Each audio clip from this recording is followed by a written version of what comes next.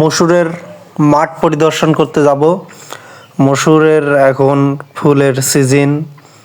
মসুরের ডাউলের যে মাঠ রয়েছে আমাদের, সেখানে যাব। আমাদের বাড়ির সামনে থেকে আমি আস্তে আস্তে মাঠের দিকে এগিয়ে যাচ্ছি। মাঠে অনেক দিন যাওয়া হয় নাই, মাঠে যেতে হবে। মাঠে মসুরের গাছ কেমন হয়েছে এবং পাশাপাশি লিচুর বাগান দেখতে যাব। এই যে লিচুর বাগানের পাশ দিয়ে এগিয়ে যাচ্ছে। আমাদের এলাকায় লিচুর বাগানের পাশ দিয়ে যে আইল বা রাস্তা রয়েছে, এগুলো দিয়েই আমরা এগিয়ে যাচ্ছি। দেখছি যে লিচুর বাগানের পাশ দিয়ে অনেকেই অনেক রকমের আবাদ করেছে, একজন ধুনি বুনেছে। পাশাপাশি আমরা লিচুর বাগানের মাঝখান দিয়ে যে হেঁটে যাওয়ার রাস্তা রয়েছে, সেই রাস্তা দিয়ে হেঁটে যাচ্ছি। অনেকেই হলুদ লাগিয়েছিল, হলুদ তুলে ফেলেছে। পর্যায়ক্রমে ওলকপি লাগিয়েছে, চাচা ওলকপি লাগিয়েছে, দেখা যাচ্ছে খুবই সুন্দর, ভালো হয়েছে ওলকপিগুলো। লিচুর বাগানের পাশ দিয়ে বা লিচুর বাগানের ফাঁকে ফাঁকে যে জমি পড়ে থাকে, আমাদের অঞ্চলে সবজি আবাদ হয়ে থাকে। বিশেষ করে প্রধানত লিচুর আবাদ প্রধান, এরপরে সবজি আবাদ করা হয়ে থাকে আমাদের এই অঞ্চলে। ওলকপির পাশাপাশি এই যে আরেক ভাই ফুলকপি লাগিয়েছে, ফুলকপিতে পানি দিয়ে গিয়েছে, দেখা যাচ্ছে যে ফুলকপি গাছগুলো খুবই ভালো হয়েছে। আশা করা যায় এই ফুলকপির দাম তিনি ভালো পাবেন, কারণ এখন তো ফুলকপির দাম খুবই কম, কিন্তু এই ফুলকপি যখন উঠবে তখন অবশ্যই কিছুটা দাম বৃদ্ধি পাবে। পর্যায়ক্রমে আমি এবং আমার সাথে রয়েছে জিয়াদ, আমরা দুইজন এগিয়ে যাচ্ছি। এই যে আরও দেখাচ্ছি যে আরেক কৃষক ভাই সিম গাছ লাগিয়েছে। লিচু গাছের ফাঁকে ফাঁকে যে জায়গায় পড়ে থাকে, তার ফাঁকে ফাঁকে সিম গাছ তিনি লাগিয়েছেন।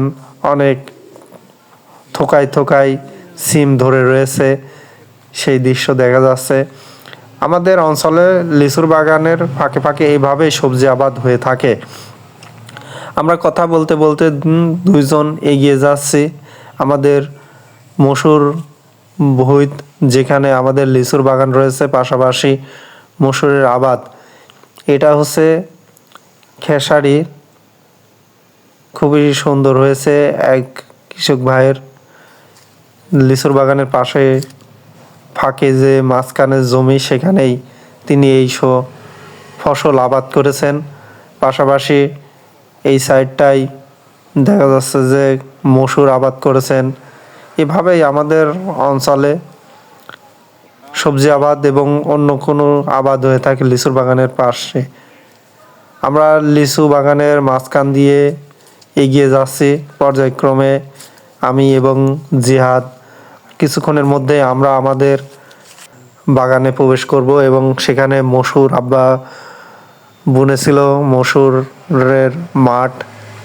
এই তো আমরা পর্যায়ক্রমে মসুরের মাঠের প্রবেশ করব। খুবই ভালো দেখা যাচ্ছে মসুরের গাছগুলো।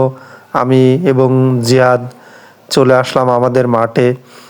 মাঠে এসে দেখলাম মসুরের গাছগুলো খুবই সুন্দর হয়েছে, সবুজ পরিপাটি, এবং পাশাপাশি দেখা যাচ্ছে যে গাছগুলোতে অনেক ছোট ছোট ফুল দেখা যাচ্ছে। আমি কিছুটা মাঠে এসে দেখি যে আগাছা জন্মেছে, এগুলোকে আমরা বলি বাজারি বা মসুরের মতনই দেখতে সেই গাছগুলো থাকলে, যে এই গাছগুলো বাজারি, এটা থাকলে মসুরের গাছের ক্ষতি করে। মসুর গাছের সবুজ সমারোহ দেখা যাচ্ছে এবং ছোট ছোট সাদা ফুল লক্ষ্য করা যাচ্ছে। অনেক ফুল ফুটেছে, ফুল দেখতে খুবই ভালো লাগছে।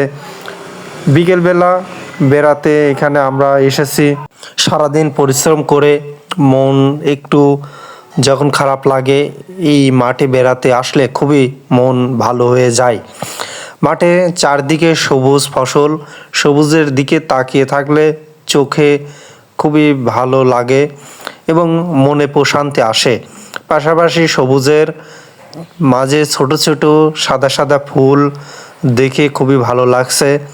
পাশাপাশি এই মসুরের ক্ষেতে বসে থাকতে বা দাঁড়িয়ে থাকতে খুবই ভালো লাগে। পাখির কোলাহল এবং প্রাকৃতিক সৌন্দর্যে ভরপুর আমাদের গ্রাম, পাশাপাশি আমাদের বাংলাদেশের মাঠ অঞ্চলে যেতে বা বেড়াতে খুবই ভালো লাগে। আমি একটু বসে সেই প্রাকৃতিক সৌন্দর্য উপভোগ করছি। কোনো যান্ত্রিক কোলাহল নেই, কোনো শব্দ নেই। এখানে নীরবে বসে কিছুটা সময় উপভোগ করছি, পাশাপাশি কিছুটা ছবি এবং ক্যামেরায় তা বন্দি করছে। লিচুর বাগানের পাশে বা লিচু বাগানের ফাঁকে ফাঁকে আমাদের অঞ্চলে এরকম অনেক রকমের সবজি আবাদ হয়ে থাকে। এই ফুলগুলো ছোট ছোট, খুবই ছোট ছোট ফুল, কেবলই মাত্র ফুলগুলো ফুটতে শুরু করেছে। পর্যায়ক্রমে এই মসুরের ফুল আস্তে আস্তে অনেক ফুটবে এবং এই ফুল আস্তে আস্তে পরিপূর্ণভাবে একটি মসুরের দানা হবে। এরপরে মসুর যখন পরিপূর্ণ হবে গাছ, তখন আমরা তুলে নিয়ে বাড়িতে নিয়ে যাব। নিয়ে যেয়ে অবশ্যই সেই মসুর থেকে আমরা ডাউল আলাদা করব। সেই ডাউল দিয়েই আমাদের সারা বছর ডাউলের চাহিদা পূরণ করা হয়। এভাবেই আমি আমাদের জমির চারদিক পরিদর্শন করছি।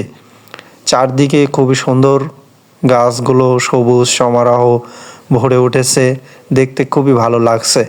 প্রথম অবস্থায় যখন দেখেছিলাম তখন মনে হয়েছিল গাছগুলো খুবই পাতলা, কিন্তু এখন দেখছি চারদিকে সবুজের সমারোহ এবং গাছগুলো খুবই বড় হয়ে গেছে, পাশাপাশি ফুল ভরে উঠেছে এবং গাছগুলো এত ঘন হয়ে গিয়েছে যে পাও দিতেই আমার কিছুটা ভয় হচ্ছে যে গাছগুলো যাতে ক্ষতি না হয়। আমি তারপরও সাবধানভাবে একে একে এগিয়ে এগিয়ে সমস্ত মাঠের মসুরের জমিগুলো পরিদর্শন করছি। পাশাপাশি লিচুর বাগানের মাঝখানে দিয়ে আমি এগিয়ে যাচ্ছি। লিচুর বাগান দেখতেও খুবই ভালো লাগছে। লিচুর বাগানের মাঝখান দিয়ে যে জায়গা পড়ে রয়েছে সে জায়গা দিয়েই মসুর ভালো হয়েছে। আর লিচু গাছের ফাঁকে ফাঁকে মসুর, হলুদ, অন্য কোনো সবজি আবাদ হয়ে থাকে আমাদের অঞ্চলে। মসুর আবাদ করতে বেশি খরচ হয় না। প্রথম অবস্থায় চাষ দিয়ে মসুর যে আমরা বুনে গিয়েছিলাম, এরপরে আর কোনো পরিচর্যা করতে বেশি একটা হয়নি। এর মাঝে কিছুটা গাদলি কেটে দিয়েছিলাম। অন্য কোনো সবজি বা অন্য কোনো ফসল হলে নিশ্চয়ই এতদিনে 2-3 বার পানি দেওয়া লাগতো, কিন্তু মসুরের গাছে পানি দিতে হয় না, বিষ সেরকম স্প্রেও করতে হয় না। কিছুটা সার দিলেও হয়, আবার না দিলেও সেরকম প্রয়োজন হয় না, মাটির উর্বরতা থাকলেই হয়ে থাকে। আমি পর্যায়ক্রমে মসুরের গাছগুলো দেখতে খুবই ভালো লাগছে এবং নিজে হাত দিয়ে লেড়ে একটু উপভোগ করছি এবং যখন হাত দিয়ে লাড়ছি তখন মনে হচ্ছে যে সবুজের সমারোহে আমি হারিয়ে গিয়েছি, এরকম মনে হচ্ছে।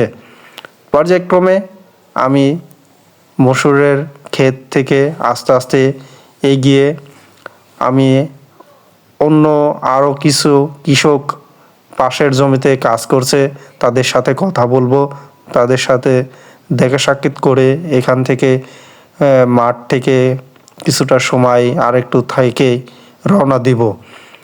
এখন আমি এবং আমার সাথে রয়েছে জিয়াদ, দুজনেই একটু এই সবুজের প্রান্তরে একটু বসেছিলাম।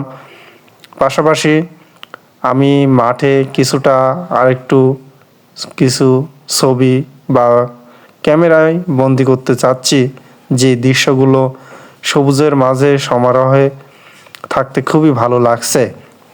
প্রাকৃতিক সম্পদে ভরপুর আমাদের দেশ বাংলাদেশ, বিশেষ করে আমাদের গ্রামেও সেই প্রাকৃতিক সম্পদ রয়েছে। এর মধ্যে অন্যতম সবজি আবাদ ও লিচু চাষ। আমি কিছুটা সময় একান্ত সময় এই ফসলের মাঠে সময় ব্যয় করলাম, পাশাপাশি প্রশান্তি অনুভব করলাম, মনে খুবই সুন্দর লাগলো। এখন আমি এখান থেকে রওনা হব। পাশেই দেখলাম একজন কৃষক ভাই রসুন লাগিয়েছে। রসুনের গাছগুলো খুবই বড় হয়েছে। রসুনের গাছের অবস্থা খুবই ভালো, ভালো রকমের তিনি ফল পাবেন আশা করা যায়। এখান থেকে রসুনের গাছগুলো দেখে আমি পর্যায়ক্রমে আরও কিছু দৃশ্য দেখাচ্ছে। পাশাপাশি আরেকজন কৃষক ভাই মসুর বুনেছে, আরেক ভাই টমেটোর গাছ লাগিয়েছে। তিনি টমেটোর গাছগুলোকে সুন্দরভাবে জাংলা দিবেন। আমরা যেই প্রান্তে রয়েছে তার অপর প্রান্তেই সেই কৃষক ভাই বসে রয়েছে, সালাম ভাই। তার সাথে আমি কিছুটা কথা বলবো, এগিয়ে যাচ্ছি তার কাছে। তিনিও আমাকে দেখা মাত্রই ডাক দিলেন। আমরা এখন তার সাথে একটু কথা বলবো। তিনি জাংলা দিয়েছে, তার সাথে কিছুটা কথা বলেই পাশে আরেকটি সরিষার ক্ষেত দেখলাম। লিচুর বাগানের পাশ দিয়ে বা লিচু বাগানের ফাঁকে ফাঁকে যে জায়গা রয়েছে সেই জায়গায় সরিষা বুনেছে কৃষক ভাই। সরিষার ফুলগুলো ফুটেছে, খুব সুন্দর দেখাচ্ছে, হলুদ হলুদের সমারোহ লিচুর বাগানের ফাঁকে ফাঁকে, দেখতে খুবই ভালো লাগছে। আমি কিছুটা ক্যামেরা বন্দি করে আরেক ভাই পেঁয়াজ লাগিয়েছে। পেঁয়াজের ফুলকি হয়েছে, ফুলকি তিনি তুলে নিয়ে গিয়েছে, এখন পেঁয়াজের গাছে রয়েছে। পাশাপাশি আরেক ভাই কপি লাগিয়েছে, কপিগুলোর গাছ খুবই ভালো হয়েছে। কিছু কিছু কপি ভিতরে দেখা যাচ্ছে যে কিছুটা বড় হয়েছে। পাশাপাশি অনেকজনই এখানে আরও রসুন, গাজর লাগিয়েছে, অনেকজন অনেক রকমের সবজি আবাদ করেছে। এরপরে সরিষার ক্ষেত, সরিষার ফুলগুলো দেখতে খুবই ভালো লাগছে। আমার মনে একটু চিন্তা হলো যে সরিষার ক্ষেতের সাথে কিছুটা সেলফি উঠি, খুবই ভালো লাগছে। সরিষার আল দিয়ে আমরা দুজন হেঁটে যাচ্ছি, পাশাপাশি নিজেকে কিছুটা ছবি উঠলাম আমি এবং জিয়াদ হোসেন। এরপরে আমরা দুজন লিচুর বাগানের মাঝখান দিয়ে যে আল রয়েছে এবং যে সবজি আবাদ হয় আমাদের অঞ্চলে সেই দৃশ্য দেখতে দেখতে বাড়ির উদ্দেশ্যে রওনা দিচ্ছি। অনেক কথাই বলা হলো, এখন আমরা লিচুর বাগানের পাশ দিয়ে যে চলাচলের রাস্তা রয়েছে সেই দিক দিয়েই এগিয়ে যাব। এক ভাই ভুট্টা লাগিয়েছে, ভুট্টার গাছগুলো দেখে এই যে কপি লাগিয়েছে, এখন আমরা এই আল ধরেই লিচুর বাগানের পাশ দিয়ে এগিয়ে যাচ্ছে। এই যে আমাদের বাগানের পাশ দিয়ে যে লিচুর বাগানের পাশ দিয়েই চলাচলের পথ রয়েছে, সেই পথ দিয়ে আমরা এগিয়ে যাচ্ছি। এখন আমরা আমাদের গ্রামের দায়ের পাড়া থেকে আমাদের বাড়ির উদ্দেশ্যে রওনা করলাম। সবাই ভালো থাকবেন।